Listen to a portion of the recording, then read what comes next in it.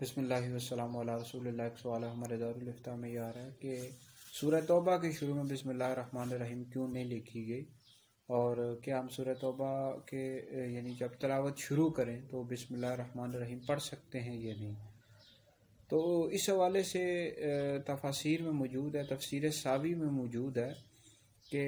نبی پاک علیہ السلام نے سورہ توبہ کے شروع میں بسم اللہ الرحمن الرحیم لکھنے کا حکم ہی نہیں دیا، اور ایک اور وجہ یہ ہے کہ حضرت سیدنا جبریل علیہ السلام اس صورت کے ساتھ بسم اللہ الرحمن الرحیم لے کر نازل نہیں ہوئے، اور تیسری وجہ یہ ہے کہ چونکہ سورہ توبہ میں کفار کے ساتھ جنگ و جدال کا ذکر ہے، قتال کا ذکر ہے، اس وجہ سے اس صورت کے شروع میں بسم اللہ الرحمن الرحیم نہیں لکھی گئی۔ اور باقی یہ ہے کہ جب آپ سورہ توبہ کی تلاوت شروع کریں تو اس میں یہ ہے کہ یعنی تعوذ بھی پڑھیں اور تسمیہ بھی پڑھیں، مطلب اعوذ باللہ من الشیطان الرجیم بھی پڑھیں اور بسم اللہ الرحمن الرحیم یعنی یہ دونوں پڑھیں۔